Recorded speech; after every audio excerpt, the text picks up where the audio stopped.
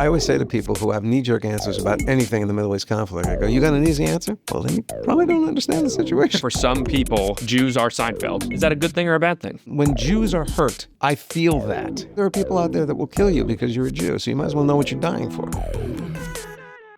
Welcome back. Welcome back, everybody, to our brand spanking new season of Being Jewish with me, Jonah Platt. I am thrilled to be back in this chair, back in conversation with you, and back in conversation with some spectacular Jews and allies we've got lined up for you all season long.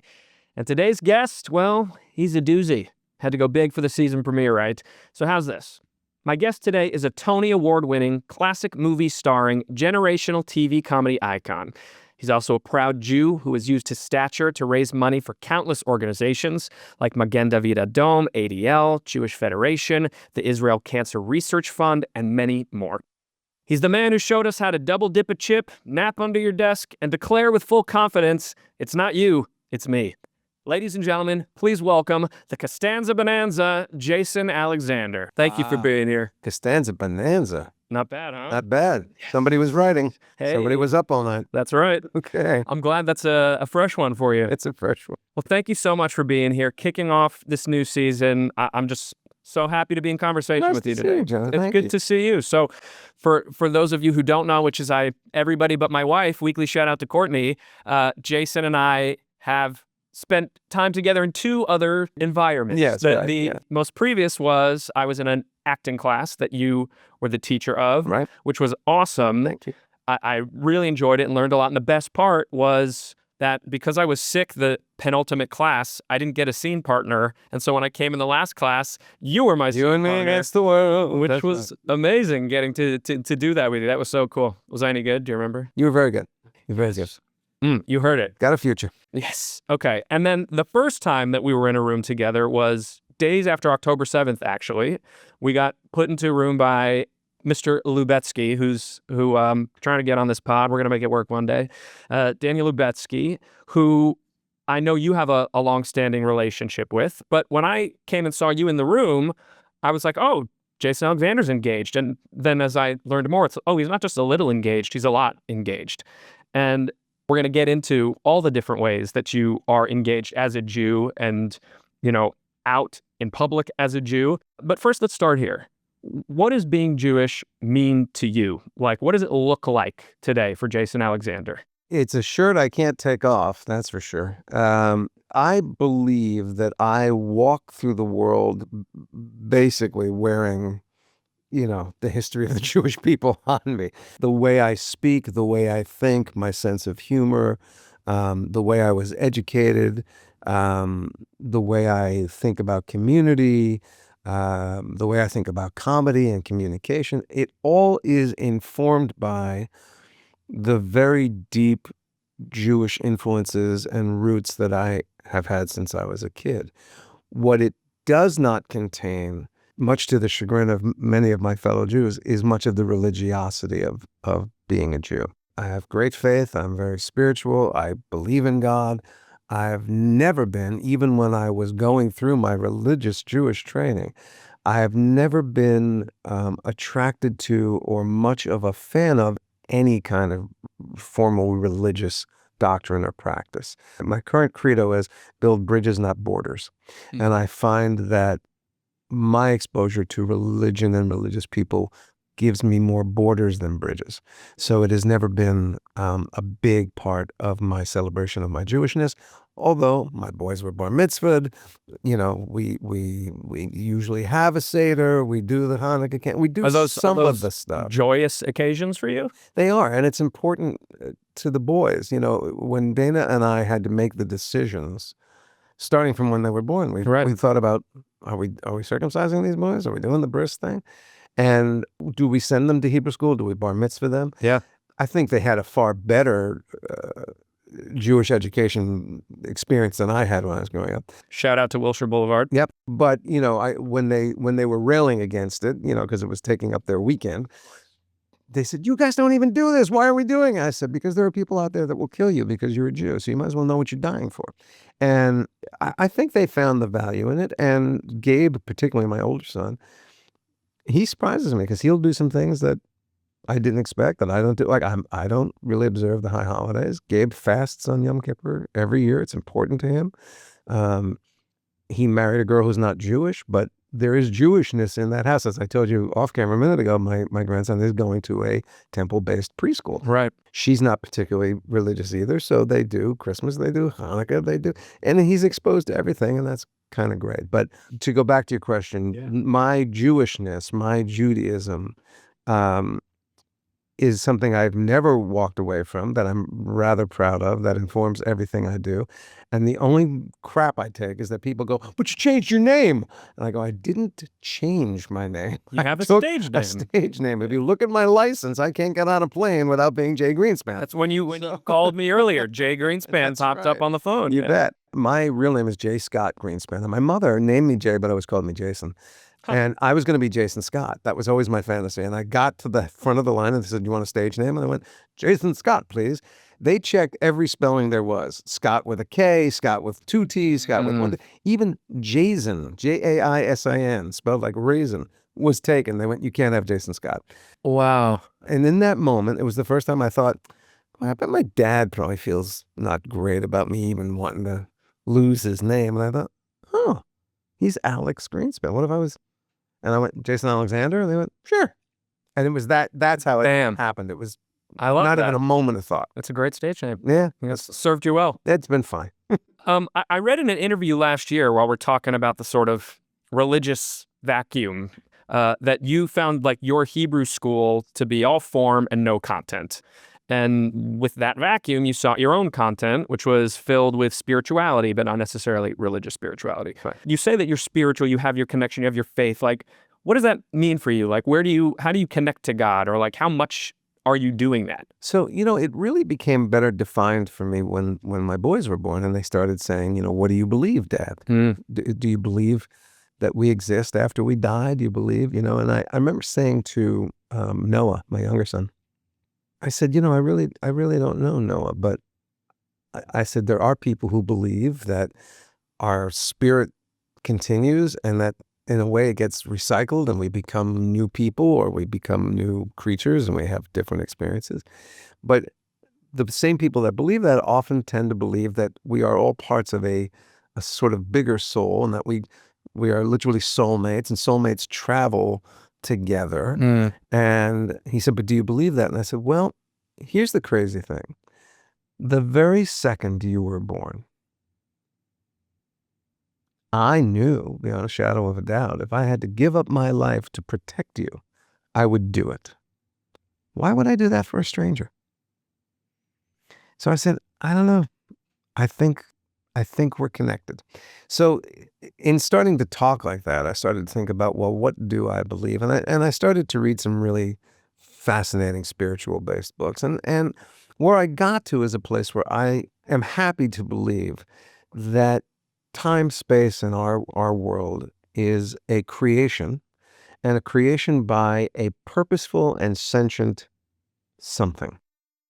And that we are living in the purpose of discovery, learning, delivering information, delivering experience, exploration, whatever it may be, to serve that creation or creator. And I don't believe that we're in a place where I go, "Hey, if you could give me a break, I'd really like to get this job." I don't think it's that kind of thing. But I do think within it, people say, if you're not religious, how do you define your morality? And I go, well, if it is in the spirit of creation, I think I'm in line with the creator. If I have to destroy, diminish, dismiss, in order to move my agenda or my belief forward, I think I'm not in accordance with a creator. And it becomes very easy for me to delineate between those two ideas. It's sort of like the Enlightenment watchmaker kind of idea, that somebody built the watch and now the watch is going. Right. But somebody built it with a purpose and a way that it's meant to function. Yeah. Okay, so what have the last 2 years felt like for you since October 7th? Oh, it's been great. Yeah, a great time. We're having a blast. It is a fascinating, challenging time to be Jewish. Yeah. And especially to have been a Jew who believes that my relationship with Israel was valuable, and my aspirations for what Israel is, was, and could be. And they're all in the mix now. I feel like in so many ways that have nothing to do with being a Jewish human being, but I feel like I don't know where the foundation of anything is. I don't know that the ground I stand on is ever solid. Things that were absolutes for me are no longer absolutes. Things I believed I knew and understood and could go, check, I got that. I now go erase the check. I don't know much anymore. In some ways, it has been an invitation to expand beyond the limits of my own determinations and experiences. Here's a perfect example. I go, how does this person not see things the way I see it? And now I go, oh, none of us see anything the same way. Yeah. You and I can both look at this microphone, and I say it's a microphone and it's black, and you go, well, it has some black to it, but it's a charcoal, and there's a gray, and there's lights, and there's white, and it is a microphone, and you could define it that way, but it's also a recorder, and it's also with, and there's so many. My couples therapist says to my wife, you could both look at the Eiffel Tower. One of you says it's red, one of you says it's blue. Absolutely. And what I realized was that no two people see reality the same way, but we had a bridge in a certain set of agreed upon facts. Yeah. And what has happened, not just in the last 2 years, but in the last 10 years, if not more, is that the factual connectors that allowed us to exist in our own realities, but converse and communicate, have been really put through the mill. And the incredible explosion of the conflict, the Palestine and Israel conflict, and the actions that both sides have taken, and the horrors that have come from it, and the way the world has changed as this event reverberates out to the world. I mean, listen, it's awful, but my removed experience of it is, as I say, that I feel like I walk on sand and I just keep looking for solid ground to be able to plant anything I know into a foundation, and it eludes me still. That's very articulate way of putting, I think, the way a lot of people are feeling. Yeah. Clearly, you feel a sense or have felt a sense, certainly as a Jew, of lending your star power and your name to many Jewish causes and events. Going to Israel, as you said, not to pontificate, but to attract media attention. Speaking up, even as a Jewish representative during your Seinfeld days over a particular episode, which we will speak about. Can you articulate sort of what your philosophy has been as a public Jew, of like how you're going to approach that and use your name and think about that? Well, the truth is, I don't run it through the Jewish filter. The fact that some of the things you're talking about, because I've gotten up and tried to help a lot of various individuals and causes that I thought had merit. Some of them happen to have a Jewish affiliation to them, but that's not the reason I do or don't respond to it. There is no particular call or sort of secret sauce or secret satisfaction to the fact that the advocacy I might be doing is specific to Judaism. There have been a couple of occasions where I've had to check in deeply to go, as a Jew, should I be doing this? And one of the ones, and it had a wonderful effect because I knew I didn't know enough, was not long after October 7, where I was asked to advocate for one of the child hostages. Right. And I knew at that time that already children in Palestine were being killed as a result of this conflict. And I was always going, do I advocate for one child and not advocate for another child? They're all children. They're children. And I had to go deep on that and go, okay, the message they asked me to give was actually not political. It didn't take a side. Yeah. They asked me to be the voice of that child and just say, here's my name. I'm 9 years old. Here's the things I do. And I'd like to go home. Yeah. And that was something I thought I could do, and I would do it for any child. you would think the answer would be, well, if it's Jewish, I've signed on and I'm there. And I actually, if anything, I kind of go the other way. I make sure that being Jewish is not overly influencing my willingness to advocate for this thing without thinking it through a little bit more. What is With other it things, I that go, you are "Sure, afraid because I am allergic to being part of the cult, of? of any cult. I don't want my moral clarity to ever be de facto. Right. When Jews are hurt, I get hurt. I feel that. Yeah. But I don't want the you hurt my team, my family, to be the absolute spur to whether or not what I'm being asked to advocate for is righteous. What was the emotion for you a few moments ago, just thinking about that child in that situation? Yes, of course. I feel these kids. I just feel the children of the world. I guess because I'm a grandpa now. And I know my time here is limited. There's less than there is more. And the world has changed so in the last 25 years. I know I'm not supposed to be here much longer because I'm a dinosaur from the 20th century, and I go, this doesn't even look like the world I grew up in. So I can't make the adjustment, but the children of the 21st century have to be able to build this 21st century, and they're not being given the chance. And it shatters me every time I think of what's going on with much of the children of our world. But to be in the middle of this conflict, to have had that horrible massacre happen in front of your eyes and be dragged away from your family and held in whatever conditions they were in, or to be innocent of all that and the victim of your own government, and now bombs are falling everywhere you go, and if you get sick and go to a hospital, you're not safe there. Right. And you have no childhood. You have no, we are still reeling here from the interruption in our children's education from the pandemic. Right. That was child's play, not to use the pun, compared to what these children are going through. And I just don't know how we ever save their lives or give their lives meaningfully back to them. It shatters me every time I think about it. Makes sense to me. So let's go back to that sense of responsibility that took us down this road. What would you say is the difference? Like, what's the line between advocating for something and pontificating about something? I feel like pontificating is a little bit of virtue signaling. Yeah. It's like, look at me. I think this is the bright, shiny thing, so I'm going to stand next to it and bathe in its light. Advocating is going a little bit deeper in and going, this is messy, this is dirty, this is rough. The fact that it needs advocation means it's not a slam dunk. Right. So now you have to become knowledgeable enough to be articulate and to be able to deal with the fact that it's not always clean.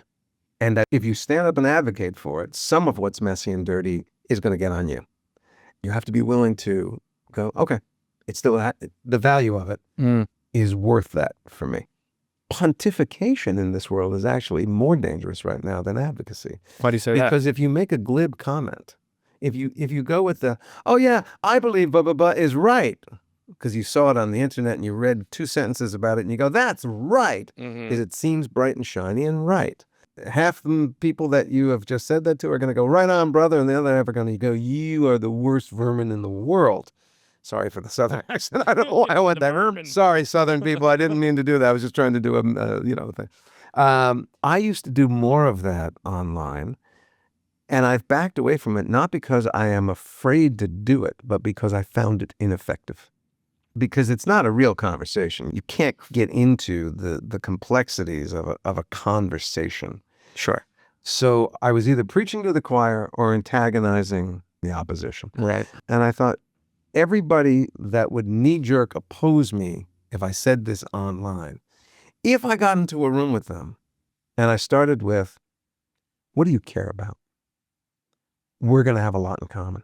Right. And I can get into a conversation about, yeah, I care about that too. And so I feel like my advocacy for this supports that, but you feel otherwise, tell me about that. And we'll get to a good place. That's the bridges, not boundaries. Right. I found that online advocacy was boundaries, not bridges. So I basically stopped. The cardinal rule is you got to get offline and it has to be face to face. And then it's that key. It's that curiosity, that genuine curiosity of let me understand you Right. before anything else. Yeah. Otherwise, what are we doing here? Exactly. Because I have trouble believing that everyone out there who seems to be in opposition to me is a terrible person. I just don't believe it. Some of them are, but certainly not most of them. Most of them are people just like me who want the same things I want, but we think the path to it is different. And for each of us, it may be different.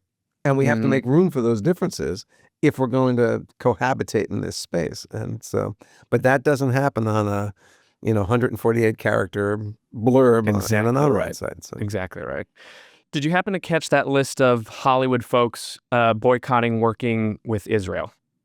Yeah. You didn't see this? No. Okay, so the list is up to about 3,000 names of folks who have said, we're not going to do any work at all with any Israeli creative artists or companies or anything because they're all... Literally Israelis, not Jews, just Israelis. Israelis. Gotcha. What do you think about that? If I take that at the best intention of what it is a way for people that profoundly believe that what's happening from the Israeli side of the equation is not correct at this point.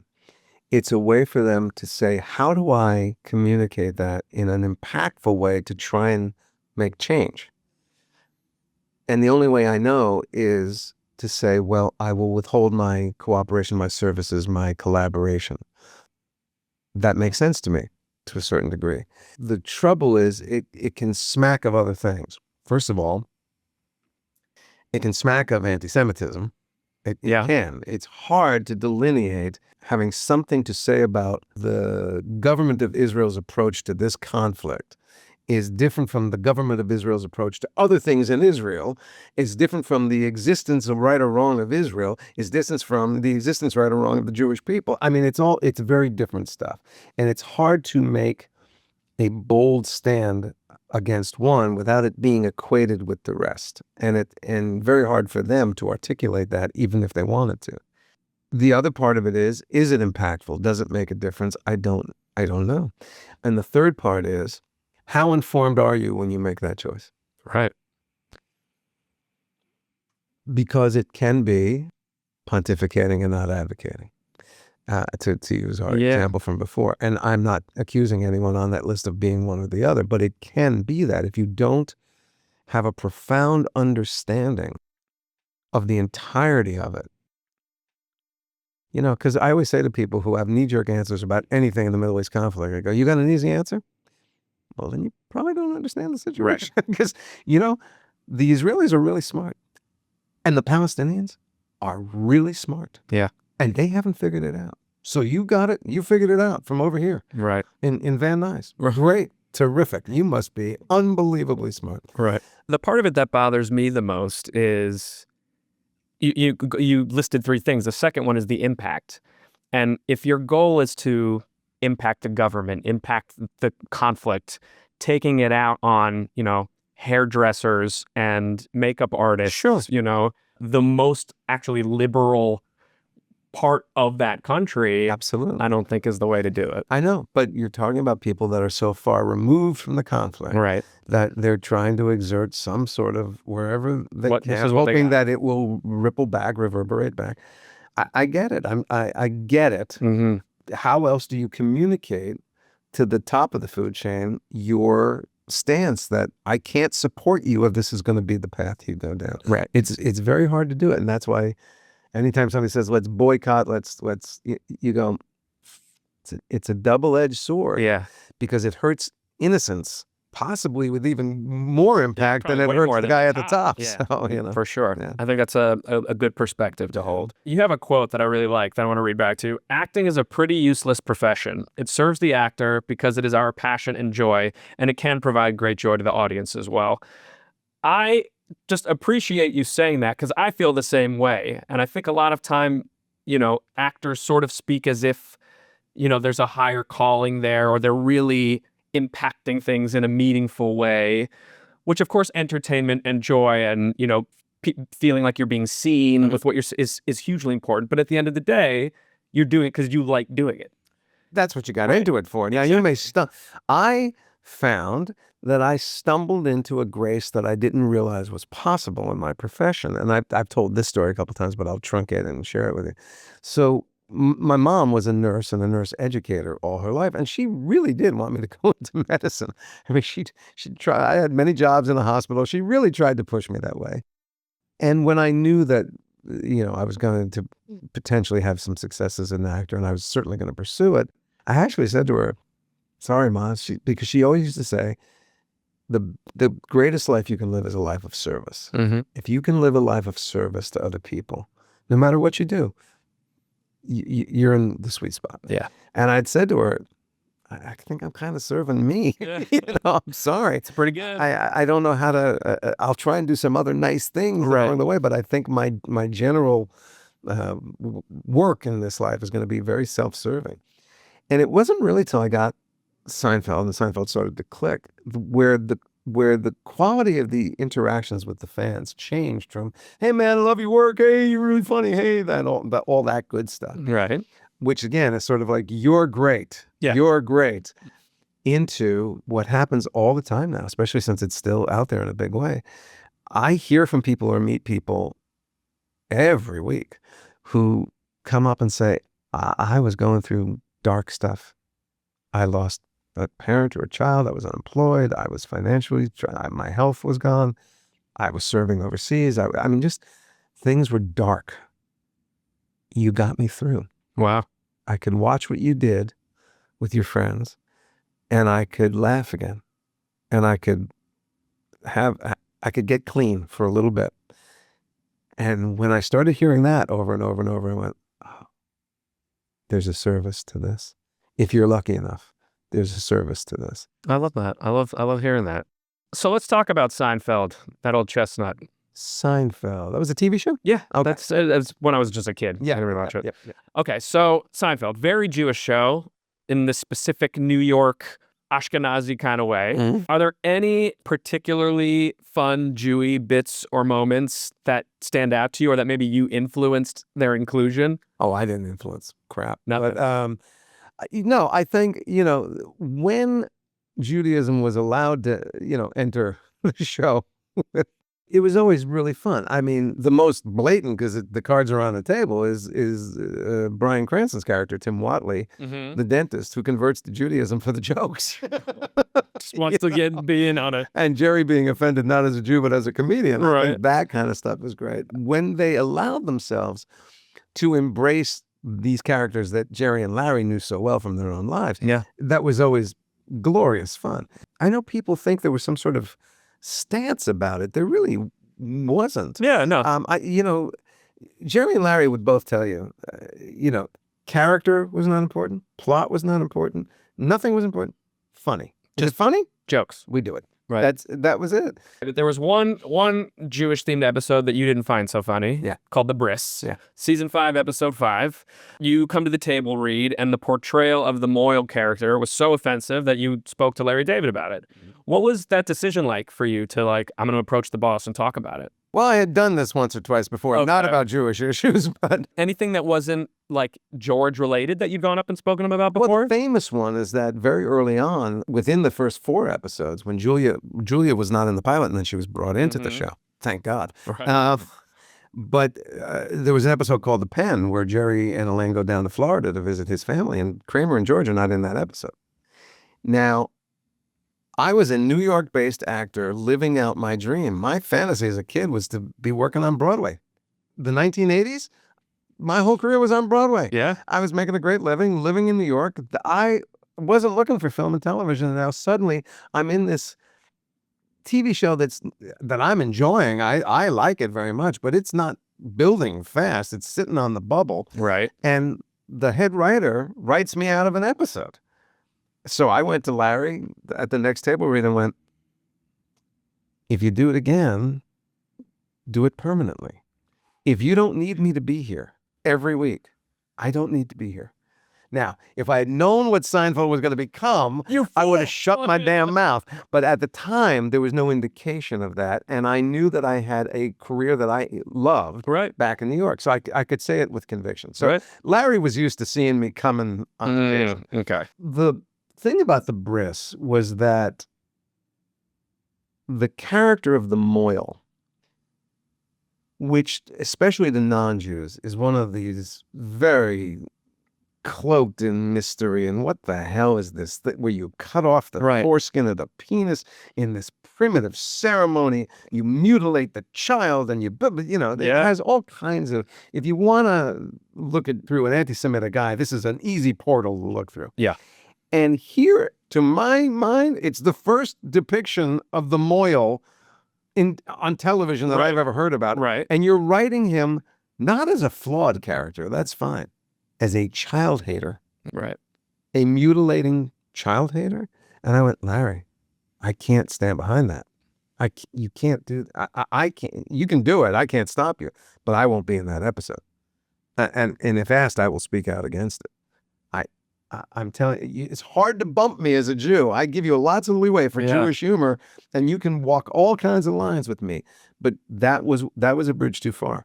And he was really taken aback. He went, "You're serious about that?" And I got to tell you, in my memory, Julia was with me. And Julia's not Jewish, but I believe that Julia was with me on that, because I don't think I was doing it alone. Julia, let us know if it's true. Yeah.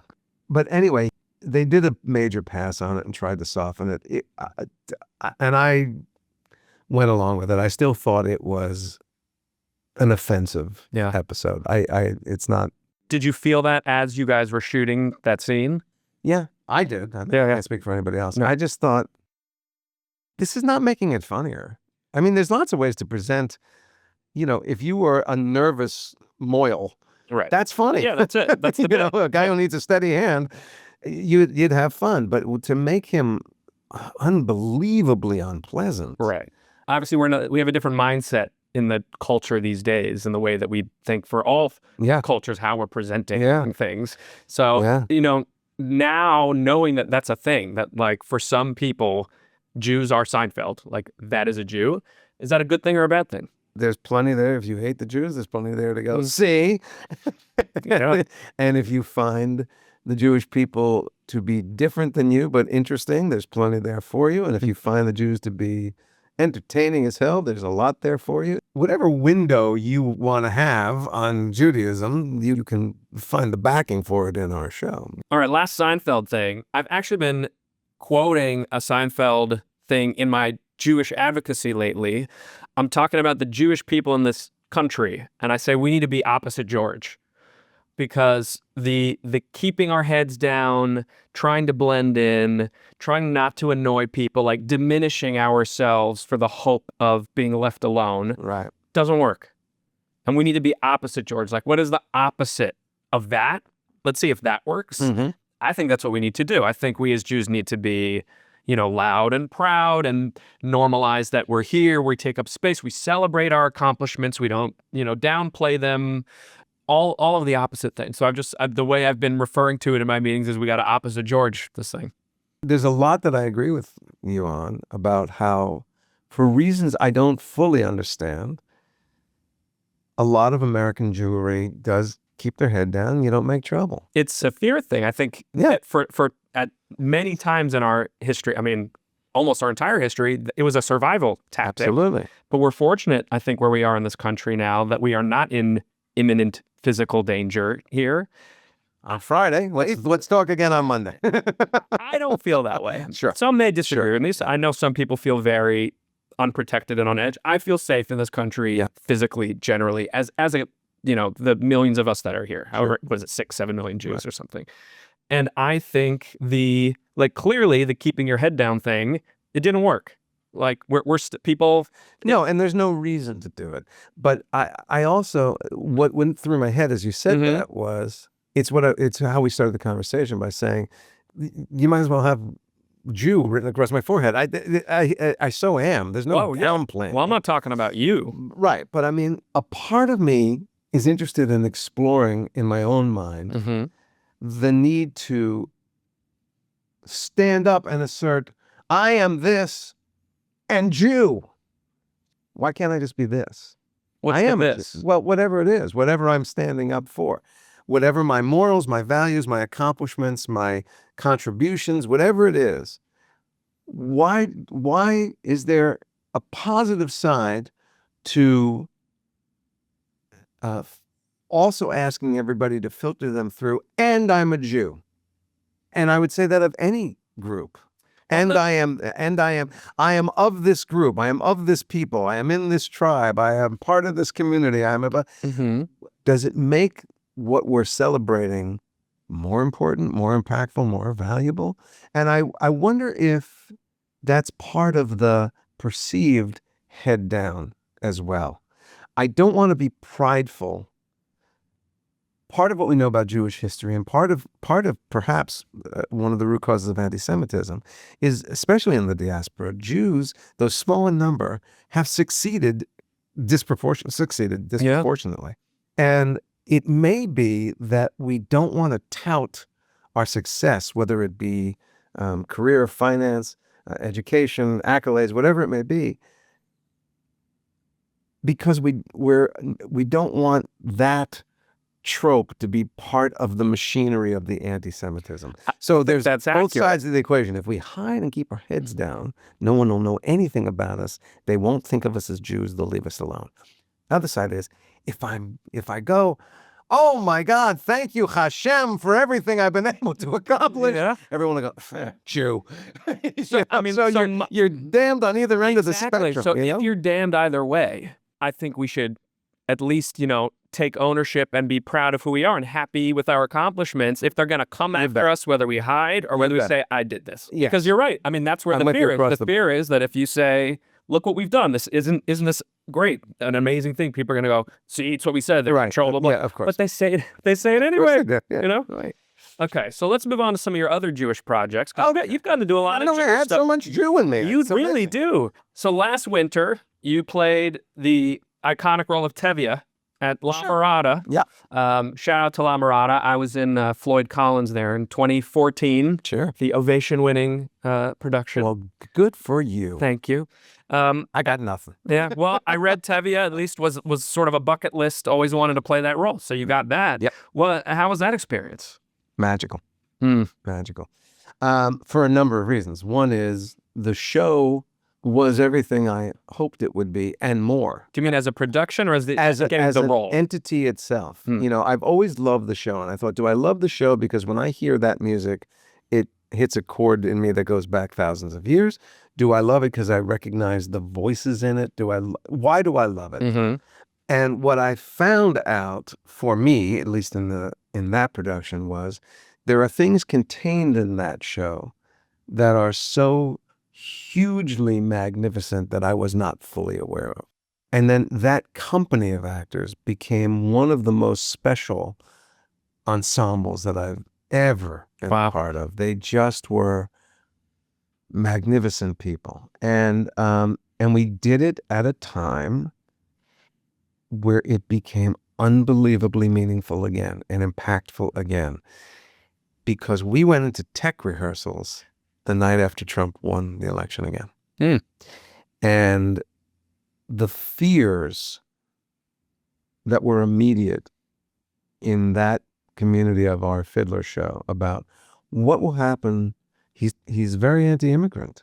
What's going to happen to the immigrants in a show about immigration? Right. Roe v. Wade had just been overturned. And there was a lot of talk about conservative Christian values and the place of the woman, and a woman had been defeated again. Right. And all the women in our company were like defeated as women. Yeah. And for me, what I learned Fiddler to be about, it's a show about, here's a man who, regardless of whether you think his life is successful or not, whatever structure he has in his life is based on a set of rules and principles that give him his foundation and give his community its foundation.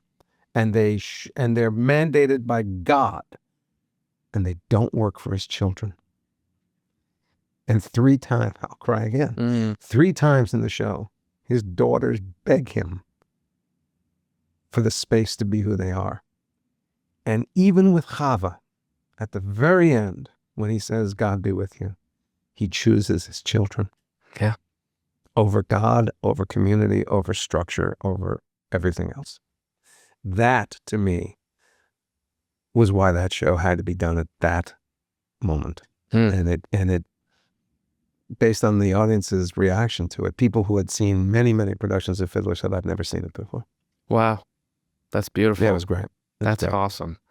Okay, so let's go to a different Jewish role and experience. 1986, Stanley Jerome in Broadway Bound. Oh, yeah. Jewish family. You bet. And sort of, similar in a way to Fiddler, navigating life and changing times. And Yep. but the opposite of Tevye, and that, Tevye's all ritual and tradition. These guys are all culture. Right. Then you got to direct it. So like, what did you try to capture as the director, and how, if at all, did that relate to your experience as the actor? When I was doing it as an actor, I thought it was a really great comedy that sort of had these little excursions into a dramatic scene here, a dramatic scene there. When I directed it all those years later, I went, this is the greatest drama that Neil Simon's ever written. And nothing about it is not a drama. It just happens to be a drama in the mouths of two funny young men. Right. But when I directed it, all that I cared about was allowing the audience to experience Neil for a sophistication that he was not usually equated with. It's just sort of like a comedy guy, light comedy guy. Yeah. I mean, sure, he was writing of his time, and there are pop references to his time that wouldn't be impactful anymore, and some of the sexual mores and politics are outdated. Right. But his constructions, his executions, I think, are incredibly sophisticated. His observations of human behavior are incredibly sophisticated. And he was, I think still is, America's most prolific playwright. He is the William Shakespeare of the United States in that he wrote 36, 37, 38 plays. Crazy. 34 of which were huge commercial successes, and some have stood the test of time. And he is not invited to the party. If I go to New York and I say, let's do a revival of a Neil Simon play, that would be a 5-minute meeting. Right. All things come back around. Maybe it's just not I would hope. the revival. Yeah. Something's going to flip in the culture, and everybody's going to want Neil Simon. Yeah, I hope so. Yeah. I hope so. All right, one more I want to get into. 2022, you directed Steve Levinson's If I Forget here in town. Yeah. Steve Levinson of Dear Evan Hansen fame, the book writer for that. So tell us a little bit about that play, and if it's stayed with you since that time, based on all we've experienced in the last couple of years, since you did a year and a half before October 7th. Yeah. So it's about a Jewish family, mostly the grown children, a brother and his two sisters in that family. And the sort of central event of it is that the brother of the in there is a professor of Jewish studies, I think at Columbia. I think they name it as Columbia, who has written a book in which he advocates that the best thing the Jewish people could do for themselves is to forget the Holocaust. The book's called Forgetting the Holocaust, right? Yeah. Stop, referring to it. Stop using it as the I call it the Danny Kaye shoulder wound in White Christmas. And as a result of it, he gets canceled. Is essentially the centerpiece of the play, and how that reverberates to the family, how the family reacts to him, and then there's other little personal dramas that happen around that. And I thought that was an absolutely fascinating. Now, what happened with our production, in order to solve problems of production in that space, I hopped on an idea that then became very prominent in that production and sat in dialogue with the main theme. So If I Forget, as written, takes place, much like Broadway Bound does, in a 2-story house. So the normal set for that would be a 2-story house, sort of like a doll's house cut in half, and you see all the different rooms. We were in the Fountain Theater, whose entire stage is smaller than your studio. Yeah. We could not put more than one room at a time. And so we went into rehearsal, and I've got actors taking out furniture and putting in furniture, and the whole flow of the play is just stopping. It was awful, awful, awful. And I said, there's got to be another approach to this. I need to get these scene changes down to nothing time. Right. In the play, the family has historically owned a store, and one of the main things is the father is becoming senile and failing, and it's time to get rid of the store, but it's a big sacrifice to the family. One of the sisters wants to turn it into her office for a new venture, and everyone's going, we got to go. And I thought, okay, what if I make this a memory play? And by doing it, all I have to do is start it in the store. The set is what's left of the store. It's the closeout sale. There's a few things left on the shelves. There's a few little pieces of furniture. And we just cobble the bare necessities for each room of the house together with items that were left in the store. And I went, boy, Jason, you are the best director on 2 feet. What a brilliant solution. But it still took me 30 to 60 seconds to change the set every time. And I went, there's nothing here. I either turn off all the lights and the audience sits in the dark, or I see them watching the family moving chairs here. What can I do? What can I do? What can I do? Another storyline that runs through the play is that the brother, the professor who wrote the book, and his wife have a daughter who's got mental health issues, who has gone on a birthright trip to Israel, and she has a breakdown in Israel. And we don't know what happens to her when she comes back. We never find that out. That character is not in the play. Doesn't exist in the play. It's just spoken about. And I thought, okay, it's a memory play now. What if during the interludes, as the cast is changing the set, I could tell story only in movement between the father and that daughter, so that in some way she is explaining her story to her father through this movement while the set was being changed. Whoa. So we hired this dancer and we brought in a choreographer and we created a storyline of what happened to this girl on this journey and why her mental health broke down yet again. And it became a story that she became more and more entrenched into some spiritual aspect of Israel that was overwhelming to her at the same time that her father was moving away from it. And the last image was, there's a tone poem that Stephen wrote at the end of the play where the whole cast, does one line at a time of this tone poem. It's a very abstract thing in this otherwise very realistic play. So what I did as they were reciting it is I had the daughter take all the remaining pieces of furniture on the set and create a wall. And by the end of the poem, she and the entire family were on one side of the wall and her father was on the other, and he was trying to reach through the furniture to make contact with her. And that was the last image of the play. And I will say, I thought it was brilliant. It sounds pretty cool. It resonated, and it gave another aspect of looking through the central question of, do we do ourselves a service or a disservice by distancing ourselves from our history, our fragility? That's the central question about, if Jews keep harping on this and how we were victimized and how we were almost destroyed, if our entire culture is about never again, never again, never again, does that make us respond to things in a way that is no longer pure? Are we holding on to the wrong inciting incident, is what the play was examining. And then juxtaposed to it was this thing that said, we are entrenched in this place and this history in ways we do not know until you stand on the ground, and it either gets you or it doesn't get you. But if it gets you, you will never escape it. And you are asking us to put distance between our history and ourselves, Father. And what you're doing is putting distance between Jew and Jew. Yeah. This is actually a good segue. We're talking about Israel. I want to go back to, as we mentioned at the beginning, this one voice movement. This is how you were introduced to Daniel Lubetzky and what brought you to Israel, I think, many times, right? Yeah, I had gone once. With ADL. With ADL. That was my first trip with Manny Eisenberg and the ADL. And had a really extraordinary experience, because I had thought I never wanted to go to Israel. My mother would always say, you'll go to Israel and you'll know what it is to be a Jew. And I'm thinking the whole place is going to be Torahs and payas and black coats, and I thought this is not going to speak to me. And then I went and we had a very profound and different experience of it. Sure. And I became, a huge, oh my God, Israel could be the greatest democracy in the world. It could be the example of the world.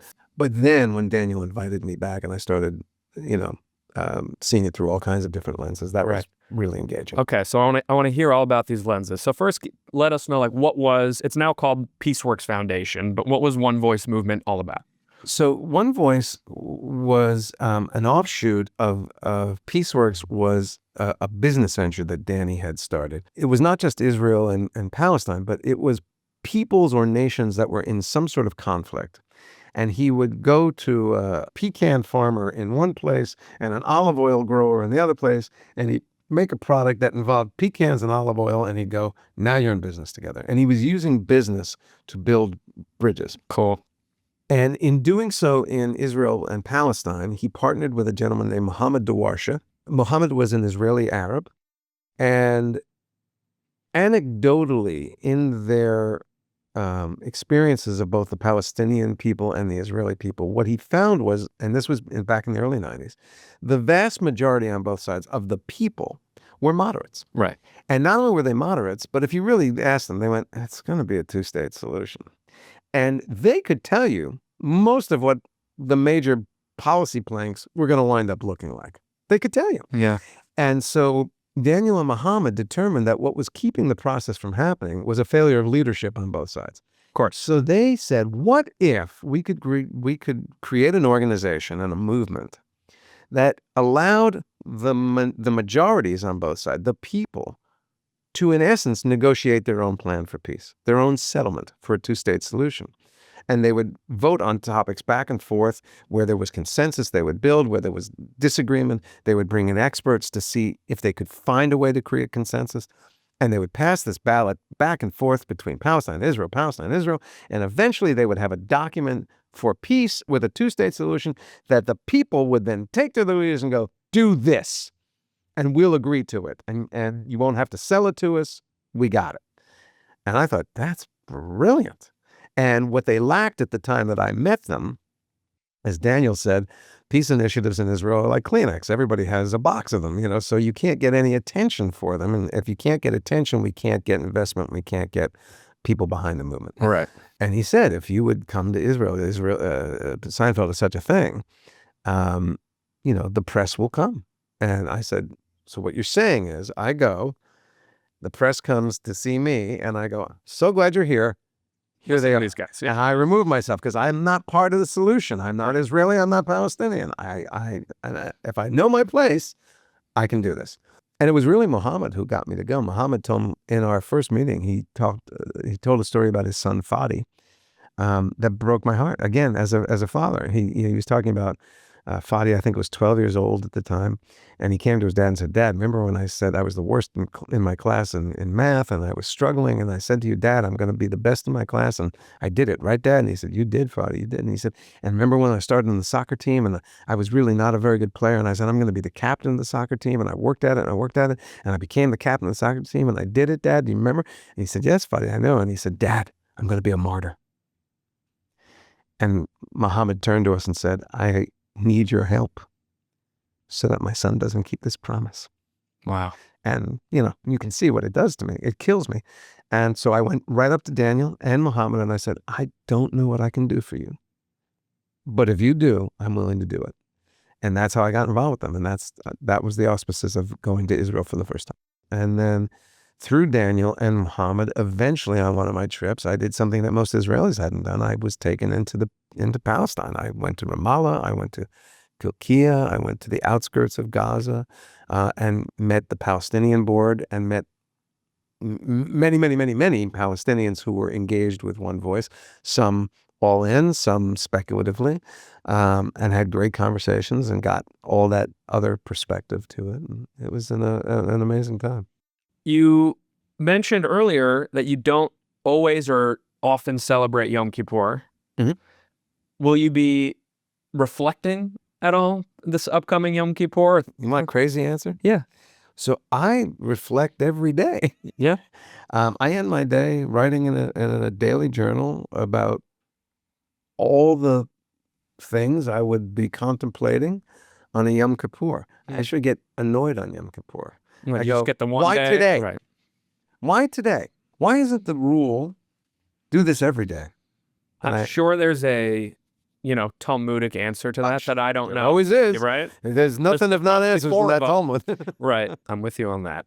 All right, as we like to do on this show, we're going to end with a little lightning round. We're going to throw a couple fun ones at you. All right, nothing in Hebrew, please. I want to know Abba, Ima, Sheket, Iladim. There you go. Beautiful. Any dream roles still left for you? Yes, but I'm no longer available for it. I can't. I would be inappropriate casting it. What are we talking about? I'm going to direct it, but I always wanted to play Sweeney Todd. I thought I had some ideas for that character that I've not seen anyone explore, that I thought would be in line with what Stephen had in his head and valuable. You don't think you could still pull that off? I don't think I could sing it at this point. Oh. And, a 66-year-old Sweeney is a little...